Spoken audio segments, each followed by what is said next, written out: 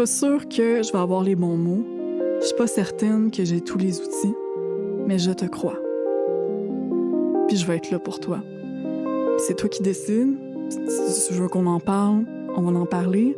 Si t'as besoin qu'on aille prendre une marche, on va aller marcher. Mais c'est toi qui décides.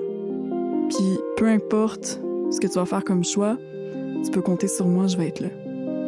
Puis je pense que c'est ça qui est le plus important, en fait. Saviez-vous à quel point la violence fondée sur le genre est encore présente dans notre société?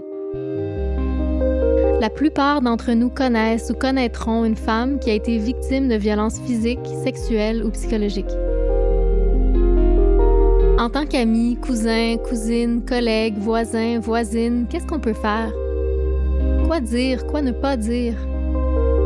Quand une personne de notre entourage vit ou a vécu de la violence fondée sur le genre, comment bien la soutenir? Lancé par la Fondation canadienne des femmes, ce balado vous donne les clés pour aider les survivantes de violences fondées sur le genre.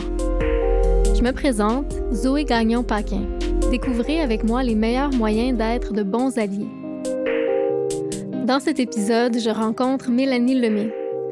Elle est la cofondatrice du mouvement Québec contre les violences sexuelles.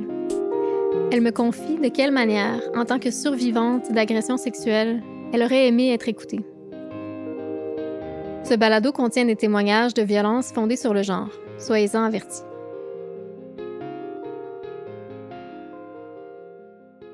Bonjour Mélanie, merci d'être avec nous en studio. Bonjour. Est-ce que tu veux dire quelques mots pour te présenter? Écoute, je suis une humaine tout à fait imparfaite qui est en apprentissage. Je suis une artiste, je suis une femme, je suis aussi en questionnement à tellement de niveaux sur ma vie. Je me sens comme une grande exploratrice, mais surtout, j'ai cofondé Québec contre les violences sexuelles et je suis présentement aussi étudiante au doctorat en sociologie à l'UQAM. Mélanie, tu es militante pour un changement de culture en lien avec les agressions sexuelles et tu es aussi ici parce que tu es survivante d'une agression sexuelle. J'aimerais comprendre, à partir de ton histoire, comment bien soutenir, puis comment soutenir de façon sécuritaire une survivante de violences basées sur le genre. Acceptes-tu que l'on revienne ensemble sur cette période de ta vie? Oui, bien sûr. Alors, Mélanie, dans ton cas, la violence peut prendre toutes sortes de formes. Dans ton cas, ça a été une violence de nature sexuelle qui s'est passée quand tu étais à l'école, au cégep. Alors, pour commencer, peux-tu me dire à quoi ressemblait ta vie à ce moment-là? C'est spécial, je venais tout juste de prendre mon envol parce qu'à quelque part, tu sais, je viens d'une petite région, tu sais, je viens de Thetford Mines, puis j'avais évalué la possibilité de rentrer à l'Université d'Ottawa. Mais il y avait une partie de moi aussi qui avait envie de profiter de ma jeunesse, puis aussi d'aller dans un endroit où je pourrais apprendre l'anglais, pouvoir éventuellement me former au common law. Fait que tout ça me menait à mon cégep, qui avait un programme de criminologie super bien réputé. Puis tout de suite, tu sais, je me suis mis amie avec un des capitaines de l'équipe qui avait déjà habité dans la résidence dans laquelle je venais d'emménager. Fait qu'en l'espace de 24 heures, j'ai rencontré tout le campus, tu sais, puis j'étais tout de suite invitée dans les soirées. Tu sais, pour moi, je me sentais comme à ma place. Et peu après, évidemment, j'ai vécu l'agression au retour des fêtes, là. Ça a été comme tout un chamboulement dans ma vie. Je vais revenir sur l'agression que tu as vécue. C'est important pour moi que tu te sentes à l'aise, donc si tu n'as pas envie de répondre aux questions ou si tu souhaites t'interrompre à tout moment, c'est vraiment bienvenu. Au moment des faits, est-ce que tu es à l'aise de me décrire c'était quoi le contexte puis la relation que tu avais avec l'agresseur? C'était tout de suite à la rentrée là, du temps des fêtes. Là. Fait que c'était la première soirée où tout le monde revenait en ville, puis le lendemain, c'était comme les cours qui commençaient. Mais il arrive 3h, 3h30 du matin, on n'a toujours pas décollé du bar, là, on est vraiment en train de se faire mettre dehors par les bouncers. Là, il fait froid, mes amis étaient arrivés avec leur propre auto, moi je m'en allais vers la sortie. Et un de mes bons chums de gars que j'appréciais beaucoup à l'époque me pogne, puis il me dit « Hey Mel, est-ce que tu me donnes un lift à moi puis deux de mes amis? » Tu sais, j'ai pas d'opinion sur la deuxième personne qui nous a accompagnés, mais l'un d'eux est le gars qui est devenu mon agresseur cette soirée-là. Puis c'était quelqu'un qui était ami avec une de mes colocs, que je savais qui était hyper appréciée, tu sais, de notre cercle social, mais j'avais vraiment eu de discussions directes avec lui. Puis avec le recul, puisque je connais désormais, je comprends qu'il y a eu en fait un piège qui a été tendu. Ils ont profité de ma générosité.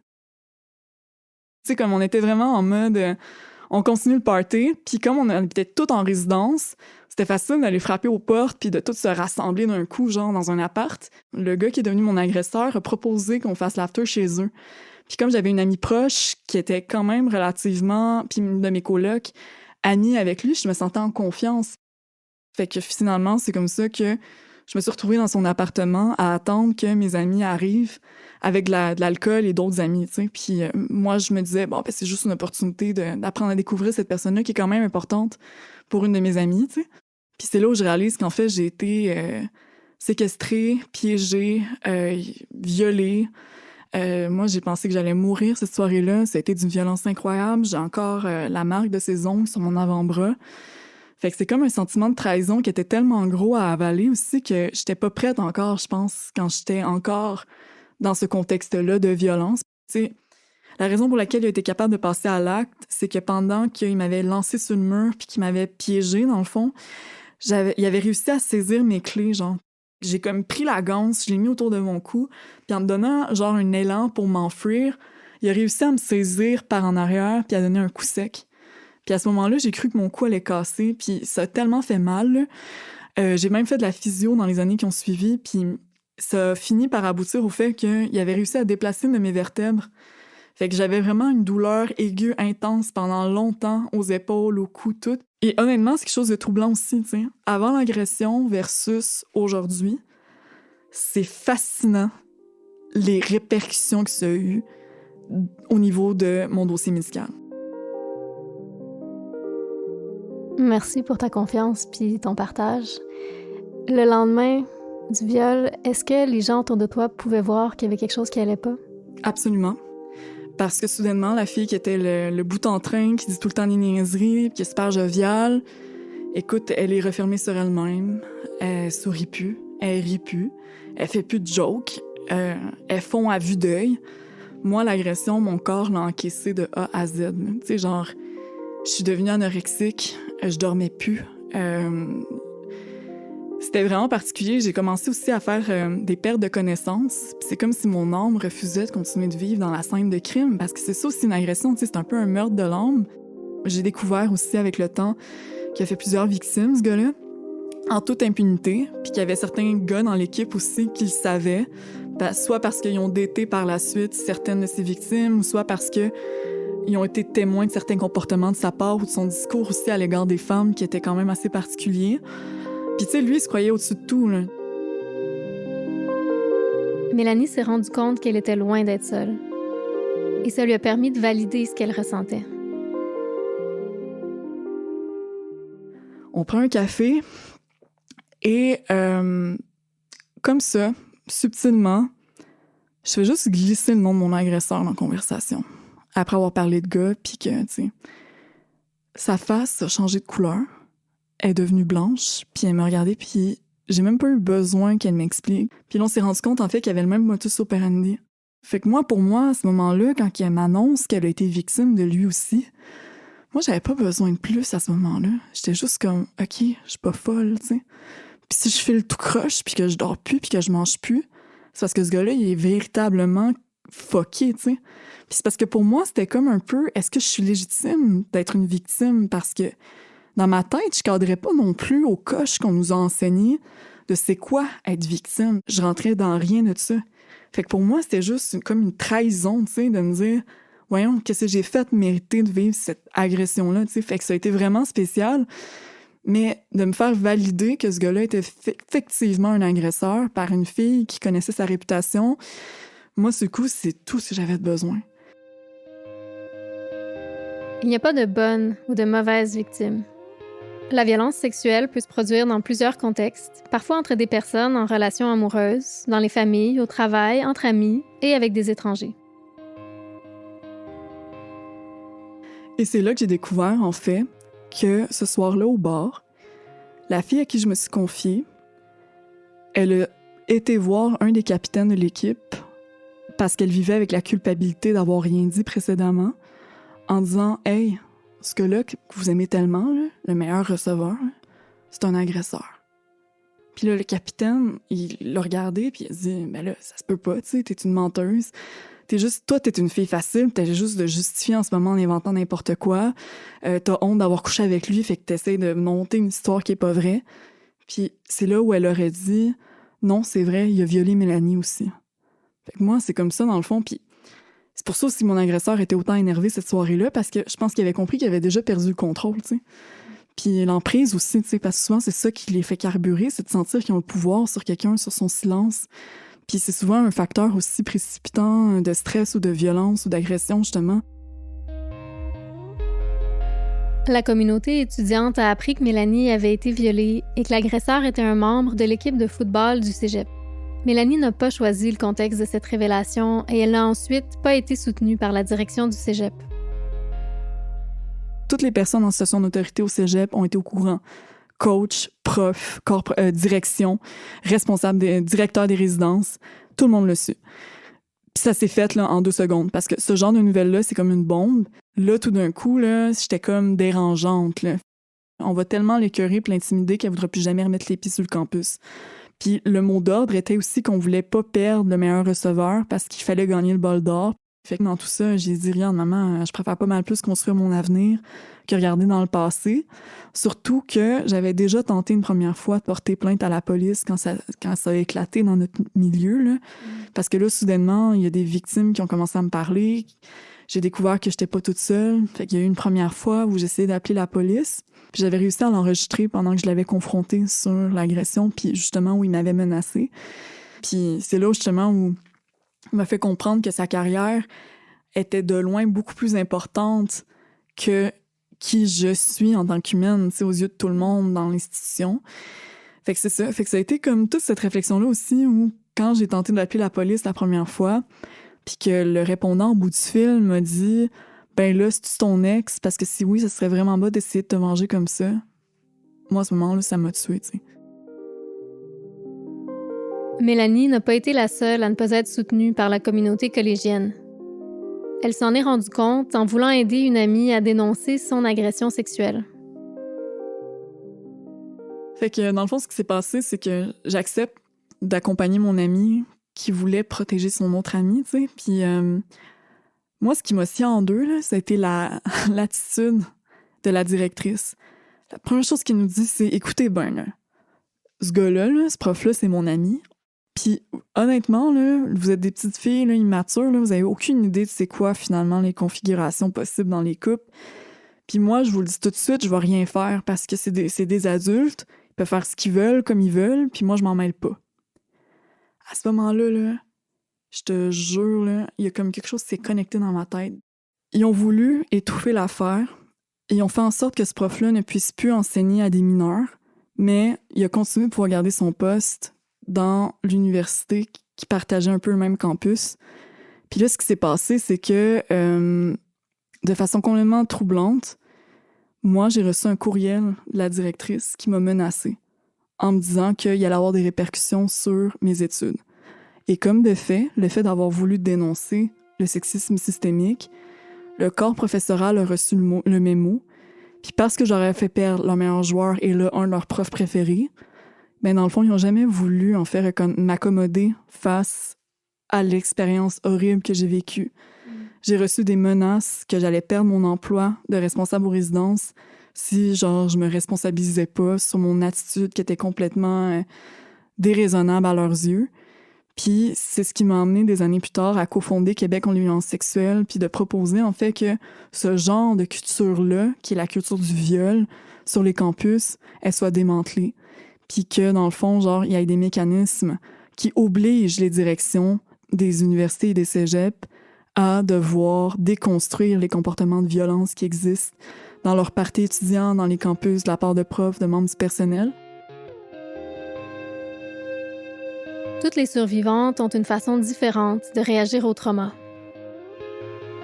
C'est important de leur laisser l'espace et le choix de décider par elles-mêmes comment elles souhaitent le vivre. Et surtout, il faut les croire, valider ce qu'elles ont vécu. Puis 6 mois plus tard, tu sais, à la rentrée de cette année-là, en septembre-octobre, il y a quand même des gars de l'équipe, tu sais, qui sont venus me voir puis ils m'ont dit « Hey, c'est quand même questionnant, hein, parce qu'il est pas revenu jouer cette année, puis un gars qui a son potentiel, puis sa drive, là, puis sa capacité de dominer sur le terrain de même, qui décide de quitter tout puis d'aller, genre, étudier dans un cégep, dans un domaine autre, c'est comme pas normal. Puis là, il y a eu du monde qui a commencé à se poser des questions sur Chris, pourquoi il est pas revenu jouer s'il y a rien à se reprocher.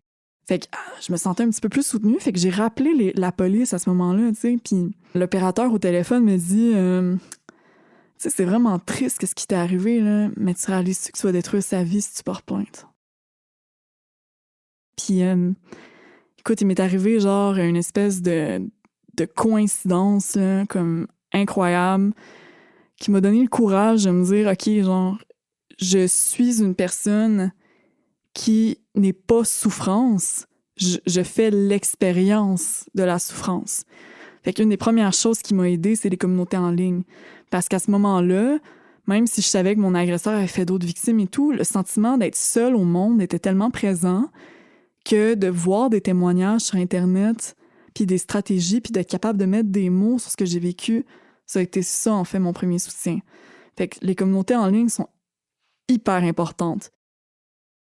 J'ai eu aussi un gars qui est devenu, tu sais, qui était quand même vraiment important dans l'équipe de football, tu sais, puis il avait été joué aussi au football universitaire. Et puis, il a eu l'empathie de venir vers moi parce que tout le monde, évidemment, savait ce qui m'était arrivé. Puis il m'a dit quelque chose qui a changé ma vie.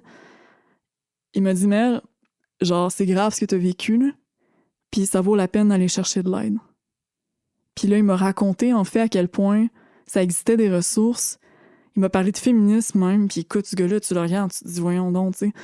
Fait que moi, ça a été comme vraiment spécial de me faire parler de santé mentale, de me faire parler comme de plein d'outils qui étaient complètement inconnus de tout, là. Puis ça m'a juste vraiment touchée, en fait, cette espèce d'humanité-là de « Hey, je te vois dans ta souffrance, dans ce que t'es. » Puis tu sais, c'est pas dans ces mots-là qu'il l'a dit, évidemment, là. Tu sais, il avait quand même, 19-20 ans, là. Fait que c'est ça. Il m'a entendu. Puis il m'a entendu, moi, là où j'étais à ce moment-là dans ma vie. Puis écoute, là, c'était un méchant chantier, là, genre dans le sens que, tu sais, c'était rendu que j'avais développé plein de mécanismes toxiques aussi, tu sais, essayer de noyer justement cette espèce de genre, je veux me tuer, puis je suis comme vraiment lourde, puis tout le monde m'haït. Puis d'avoir un regard bienveillant, puis d'avoir quasiment un modèle de quelqu'un qui me dit « Hey, va chercher de l'aide », tu sais. Puis c'était pas quelque chose nécessairement qu'il avait vécu, c'était juste comme purement empathique, là, puis dans la bienveillance. Puis c'est ça qui m'a donné le courage, pas de spot, là, mais quelques mois plus tard, quand je rentrais à l'université, de faire « Ouais, sérieux, là, je me regarde dans un miroir, là, puis je suis pas fière de moi, là. » Tu sais, j'ai toute la honte du monde sur ses épaules, je me sens dégueulasse, je me sens vraiment comme... Puis c'était vraiment horrible, là, mon discours intérieur, là, tu sais. L'amour de moi-même, là, il était mort, là, tu sais. Moi, c'était terminé.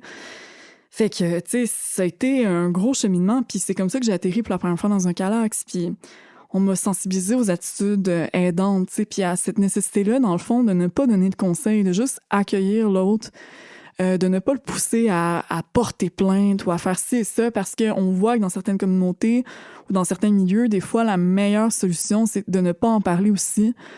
On parle beaucoup du système de justice, tu sais. Moi, honnêtement, mon expérience avec le système, elle est loin d'être magnifique, là. En fait, je pense que je me suis fait violer une deuxième fois, là, quand j'ai porté plainte de façon formelle aussi. Puis honnêtement, on est rendu en 2023, puis je continue à tous les jours, via ma page Québec contre les violences sexuelles, de recevoir des témoignages de victimes qui ont traversé le même enfer que moi. Fait que je pense que vraiment, c'est de s'outiller, d'aller chercher ces stratégies-là, de se renseigner sur les ressources qui existent autour de soi. Donc, je pense que c'est vraiment de diversifier son regard, se renseigner, de consommer de la culture, des podcasts qui nous permettent aussi de gérer notre propre incompréhension et de ne pas avoir à poser des questions destructrices à la victime. Tu sais, c'est pas à la victime de t'enseigner quoi que ce soit sur ce qu'elle a vécu, en fait. Il faut vraiment juste écouter, recevoir, être dans l'empathie, le non-jugement, ne pas remettre en question. Moi, je trouve que il y a plusieurs façons de réagir qui ont l'air anormales, mais qui sont adaptées à une situation qui est anormale. Fait que je pense que c'est d'être bienveillant, puis aussi d'être ouvert d'esprit, surtout quand en plus on connaît et la victime et l'agresseur dans son univers. Fait que si j'en comprends bien, cette personne-là qui t'a dit pour la première fois, « Hey, tu sais, Mélanie, comme, tu sais, peut-être que c'est normal que tu sentes que ça va pas bien, peut-être que ça serait bien que tu aies cherché de l'aide. » Toi, tu as vécu ça comme quelque chose de bienveillant et non pas de directif. Est-ce que tu dirais que c'est ça qui a aidé plus que, et encore autant, sinon plus que les paroles elles-mêmes? Mais 100%. Parce que là où j'étais fragile, puis que j'avais vraiment rien sur lequel construire, il est venu m'offrir une base. Il a rien réglé, il a rien changé. Parce que à la fin de la journée, il m'a juste donné le « Hey Mel, ça existe cette possibilité-là que toi t'imaginais jusqu'à maintenant qui était absolument absente de l'échiquier ou du calcul possible. » Tu sais, genre, il m'a renseigné sur le fait que aïe, c'est vrai que c'est grave ce que j'ai vécu, tu sais, puis que c'est nécessaire que je prenne du temps pour moi. Mais je pense que, dans tous les cas, la première personne qui t'a vraiment entendu, puis ça, c'est systématique quand tu parles à des victimes d'agression, c'est toujours quelque chose de vraiment fort et spécial. Faut qu'on se parle, faut qu'on donne des outils à monsieur, madame, tout le monde sur comment recevoir des dévoilements d'agression sexuelle, mais aussi créer un système de ressources qui va permettre à tout le monde sur le terrain de marcher de façon concertée vers la création d'une culture du consentement. Toi, dans ton expérience, c'est quoi la meilleure façon d'approcher quelqu'un si moi, je pense que je veux initier une conversation là-dessus puis je sais pas comment ça va être reçu? Mais je pense que faut regarder elle est rendue où, la personne qui est face à nous. Il y en a là que les conditions dans leur vie à ce moment-là ne permettent pas de fuir. Parce que, genre, il y a comme un contexte d'emprise qui est trop bien tissé autour d'elle, où ces conditions matérielles ne lui permettent pas de juste laisser ça de côté puis quitter la situation. Il y a des personnes aussi que leur mécanisme, un peu comme moi, ça va être l'évitement. Mais je pense que les gens ont surtout besoin d'oxygène, ils ont besoin d'espace, ils ont besoin de se faire connaître l'éventail de possibles, puis de ne pas pousser dans une réaction plus qu'une autre. Tu sais, il y a du monde, là, ils vont dire « Hey, il faut de la thérapie à tout prix » ou « Hey, il faut dénoncer à tout prix ». Moi, je suis pas là-dedans, pas en tout, parce que des fois, juste un coucher de soleil, écouter de la musique, être en nature, voir du monde, s'amuser, hey, c'est tellement réparateur, tu sais. Puis des fois, t'as juste besoin d'un break. T'as juste besoin de te ressourcer, de passer une soirée qui est le fun, pour te rappeler aussi que la vie, elle peut goûter autre chose, tu sais. Moi, comme personne de soutien, en offrant un espace qui est non directif, je viens offrir une alternative, finalement, tu sais, à cette pression-là. Je retiens ça. Je vais te poser comme question, qu'est-ce que tu aimerais que nos auditeurs, nos auditrices comprennent sur la réalité du trauma qui est causé par la violence basée sur le genre? Qu'est-ce qu'on a besoin de comprendre sur l'aspect qui est traumatique de ces événements-là pour qu'on puisse mieux soutenir les survivantes? Mais d'abord, il faut comprendre que ça n'a rien à voir avec la sexualité, mais que c'est une prise de pouvoir sur l'autre. Et que l'autre se retrouve dévasté, finalement, puis plongé dans une noirceur qui vient aussi mettre au défi toutes les présomptions qu'une personne peut avoir sur la société. Tu sais, c'est comme un deuil de tellement de choses parce que le monde ne se parle pas, puis que la victimisation secondaire, elle est omniprésente aussi quand on dit à une victime de dénoncer. Fait que je pense que quand tu comprends, en fait, que la personne, elle comprend même plus où est-ce qu'elle a du pouvoir, puis qu'elle a même la misère à se brosser les dents ou à prendre sa douche ou à juste, genre, sortir de son lit, ben c'est comment tu réussis dans le quotidien à lui donner l'opportunité de choisir. Que ce soit, mettons, « Hey, aujourd'hui, tu veux-tu écrire avec un stylo noir ou un stylo bleu? » Ou genre, ta tasse de café, tu veux laquelle? Fait que ça commence par des affaires vraiment toutes petites, jusqu'à ce que finalement, elle soit en mesure de dire « Est-ce que je porte plainte ou je porte pas plainte? Est-ce que je vais chercher de l'aide ou je vais pas chercher de l'aide? Est-ce que moi, ce qui me ferait du bien en ce moment, c'est d'aller danser ou c'est de rester à la maison? » Fait que c'est là où la personne, elle va tranquillement être capable d'aller chercher cette petite énergie-là qui va finir par prendre de plus en plus d'ampleur, puis d'être très vigilant aussi sur les propos qu'on tient. Quand on soutient une survivante, il est important d'exprimer notre compassion, et ce, sans jugement. Il faut se concentrer sur la personne qui souffre, ne pas mettre notre colère, notre choc, notre tristesse ou notre peur de l'avant dans la conversation. Puis je pense que c'est d'apprendre à se gérer aussi, tu sais. Puis que si c'est trop lourd pour toi, parce que ça vient chercher des traumatismes ou genre une espèce d'incompréhension mutuelle, va chercher aussi des ressources parce que heureusement, il y a des proches qui peuvent avoir des outils aussi sur comment gérer aussi leur propre choc. Je pense que c'est prendre soin de soi, d'être bienveillant, puis de faire en sorte qu'on puisse offrir aussi cette idée-là que self-care and community care, ça va ensemble, tu sais, que genre prendre soin de soi de sa communauté, militer pour des changements systémiques, ça fait partie de la guérison aussi, tu sais. Tout le monde vit la violence différemment. La survivante pourrait vouloir faire les choses autrement que vous. Écoutez-la. Soyez là pour la soutenir pendant qu'elle explore ce qui lui convient, plutôt que de lui dire ce que vous feriez à sa place ou ce qu'elle devrait faire. Demandez-lui comment vous pouvez l'aider. Je pense que c'est de l'accueillir là où elle est dans l'instant présent. Puis c'est de pas essayer de lui donner un script de ce que devrait faire une bonne victime ou une vraie victime ou une victime qui est crédible. Tu sais. Je pense que c'est juste de la regarder dans son humanité brisée puis de juste tolérer cette souffrance-là qui vient d'elle, mais aussi de la nôtre, puis de ce qu'on voudrait projeter sur elle comme étant ses besoins présupposés ou ce qu'elle devrait faire. Moi, je pense que ça revient un peu à ce que je disais tout à l'heure, c'est de voir comment, dans son environnement immédiat, on peut célébrer aussi chacun des pas qu'elle va faire. Tu sais, il y a comme plein de chemins vers la guérison, puis c'est propre à chacun. Ça serait quoi pour toi un exemple d'une phrase qui t'aurait fait du bien d'entendre ou de recevoir au moment où tu étais le plus vulnérable? Je suis pas sûre que je vais avoir les bons mots. Je suis pas certaine que j'ai tous les outils, mais je te crois. Puis je vais être là pour toi. Puis c'est toi qui décides. Si tu veux qu'on en parle, on va en parler. Si t'as besoin qu'on aille prendre une marche, on va aller marcher. Mais c'est toi qui décides. Puis peu importe ce que tu vas faire comme choix, tu peux compter sur moi, je vais être là. Puis je pense que c'est ça qui est le plus important, en fait, parce que ton réseau, il est tellement important. C'est ce qui détermine souvent si une victime va avoir la capacité de porter plainte dans l'immédiat ou si elle va développer ou pas aussi un syndrome de stress post-traumatique. Parce que c'est ça qui est beau, mettons, c'est que s'il y a un filet qui se met rapidement en place autour de la victime, ben peut-être que ça permettrait d'éviter que ça se cristallise puis qu'elle aille à se sentir coupée du monde, tu sais. Puis je pense que c'est ça la beauté, c'est de se dire que, hey, si on développe en fait des mécanismes ou que les gens soient formés dès la petite enfance à avoir la bonne attitude, ben ces répercussions-là qui m'ont pris genre 12 ans à déconstruire, là, ben peut-être que les prochaines Mélanie n'auront pas à sentir que leur vie leur glisse entre les doigts pour finalement être à nouveau fonctionnel ou que finalement des personnes s'enlèvent la vie puis qu'on n'aura jamais su le fin mot de l'histoire parce qu'elles voulaient pas faire souffrir leur entourage.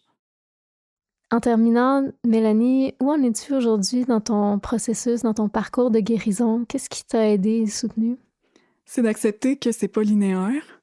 Puis moi, j'ai fait le Kilimanjaro il y a quelques années, puis ça s'est complètement transformé. Puis c'est vraiment spécial, hein, puis je sais que c'est full cliché, là. Puis c'est vraiment, il y a plein d'enjeux aussi autour de tout ça, là, mais l'image des montagnes, tu sais, cette espèce de série de montagnes invisibles, de faire la démarche, de marcher un pas devant l'autre, puis c'est de comprendre, en fait, que cette mobilité-là, elle se passe entre les deux oreilles, tu sais, puis que on n'a pas besoin, en fait, d'avoir comme tous les outils. Il faut juste, en fait, continuer d'accepter de déposer son pied un à la fois, un devant l'autre, puis que chaque limite que tu traverses, c'est une limite que tu pensais pas que tu serais capable de traverser, tu sais, puis qu'il y a aussi un espace de « wow » que tu sais même pas, en fait, que c'est possible d'expérimenter ces espèces de coïncidences, ces hasards, ces rencontres, puis de donner une chance à la vie aussi de te surprendre. Je sais pas si t'as déjà fait de la plongée, là, mais des fois, l'eau est complètement floue, puis tu vois rien, tu sais, mais rien pantoute. Puis t'as comme une espèce de corde entre le bateau puis toi qui t'amène à faire en sorte que tu te perdes pas dans le fond, parce que tu t'accroches, en fait, à cette espèce de corde qui permet de remonter à la surface. Puis c'est un peu ça pour moi que ça a été cette encre-là dans ma situation, mes études. Parce que ça a toujours été, genre, mon encre. Même si autour de moi, c'était le chaos, même si j'avais pas de relation, même si j'étais toute seule, même si ça allait pas bien, même si je voyais pas la fin, tout était flou, mais au moins, j'avais une attache. Il y en a, ça va être le travail, il y en a, ça va être une relation, il y en a, ça va être autre chose. Mais je pense que c'est important de définir ça. C'est quoi l'élément auquel, peu importe ce qui se passe, je vais pas lâcher, tu sais. Puis c'est ça aussi, moi, qui m'a aidé à rester dans une espèce de fil conducteur qui m'a permis d'émerger puis de pouvoir finalement, potentiellement, me permettre aussi de continuer de créer, en fait, des déclics puis juste permettre de démontrer par ma présence dans le monde que je continue de choisir quotidiennement, mais que c'est possible, c'est ça, de continuer de marcher. Merci, Mélanie. Ben, merci à toi. À la prochaine.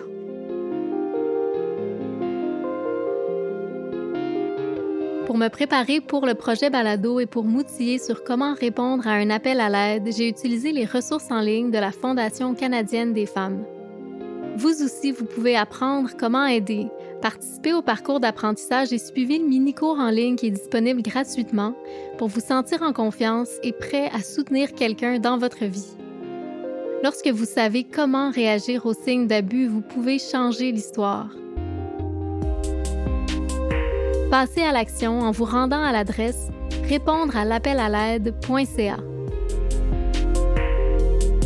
La série Balado Appel à l'aide a été produite et animée pour la Fondation canadienne des femmes par Zoé Gagnon-Paquin. À la réalisation, Maude Pétel-Légaré. À la recherche, Nancy Petinicchio. À la composition musicale et la post-production, Virage sonore.